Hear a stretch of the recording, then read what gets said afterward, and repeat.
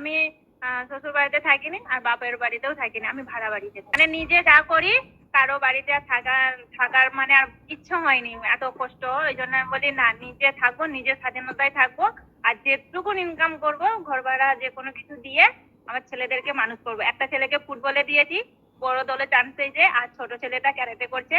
আর আমি নিজেও যোগা ট্রেনার আর ক্যারাটে শিখি। এখন রাস্তাঘাটের অবস্থা, আমি বেশিরভাগ মানে খুব খারাপ যারা লোক থাকে তাদেরকে নিজেকে বাঁচার জন্য ক্যারাটেটা শিখি আর যোগা শিখাতে যাই। আমি যোগার ট্রেনার, আমার 2 জায়গায় ক্লাস হয়, একটা একাডেমি আছে। আর তারই মাঝে এই ফেসবুক করি আর টেলারিং করি। আর বাড়িতে আমার একটা দুটো চুকি মেশিন আছে, মানে হোলসেলার থেকে মাল নিয়ে এসে বাড়িতে বসে বসে করি।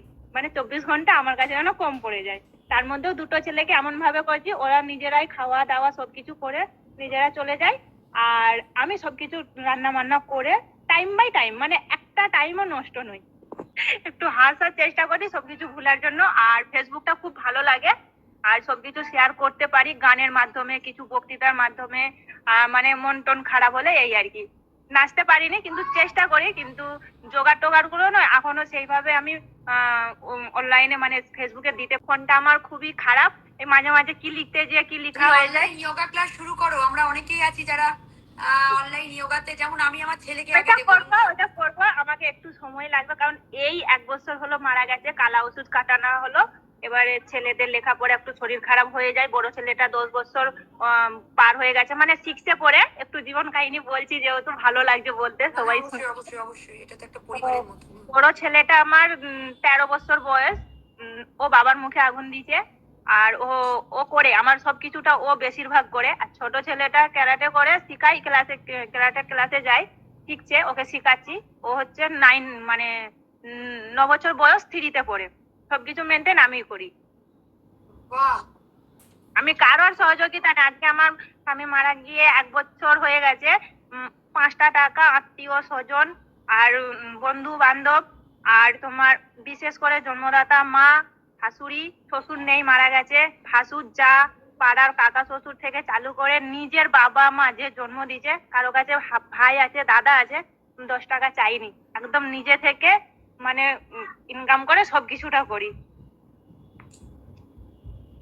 মানে কি বলে যে তোমাকে বলবো, মানে এই হচ্ছে নারী, একেই বলে নারী। আমরা সব করতে পারি একদমই। এবং একজন মা, একজন নারী, এই যে আজকে যে গল্পটা আজকে শুনলাম। এই মুহূর্তে ক্রাটে ক্লাসে গিয়েছিলাম, ভাইকে আমার ছোট ছেলেটাকে নিয়ে ক্লাস থেকে এই আসছি। আমিও করছিলাম, ও করছে, আমি ওর সাথে ক্লাস করি, শিখি আর কি। মানে এই রাস্তাঘাটে লোকজনের যা অবস্থা, নিজেকে বাঁচতে গেলে একটু মারপিট শিখতে হবে।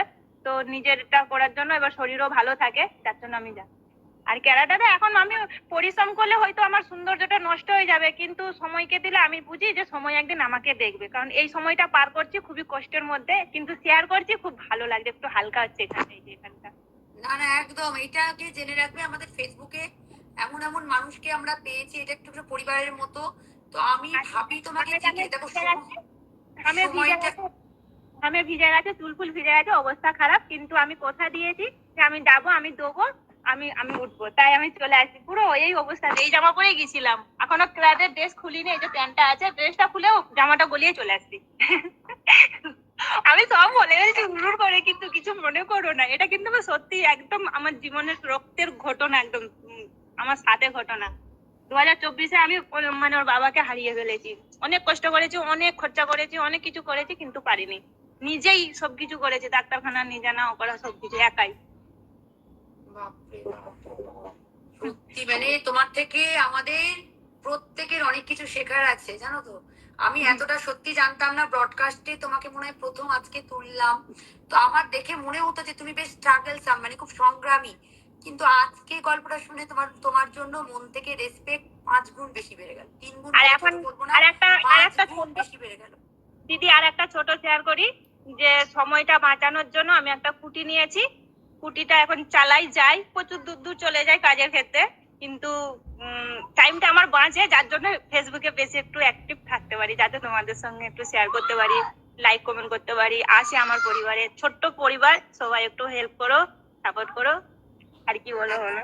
আমি তো আছি, একদম একদম, আমি এতটা সত্যি জানতাম না পম্পা। আমি জানি আমি দেখতে খারাপ, তো কেউ হয়তো ভিডিও দেখবে না, কমেন্ট করবে না, কিন্তু আমি আমার ট্যালেন্টটাকে আমি তুলে ধরবো, ফোকাস আমি করেই যাবো। অবশ্যই ধরো, এবং আমি তোমাকে বলবো তোমার জীবনের এই গল্পটা অনেককে অনুপ্রাণিত করবে। আর দেখতে খারাপ বলে কোনো কিছু নেই দিদি ভাই, হ্যাঁ, তুমি আর তোমার একটা আমি কর্মের মাধ্যমে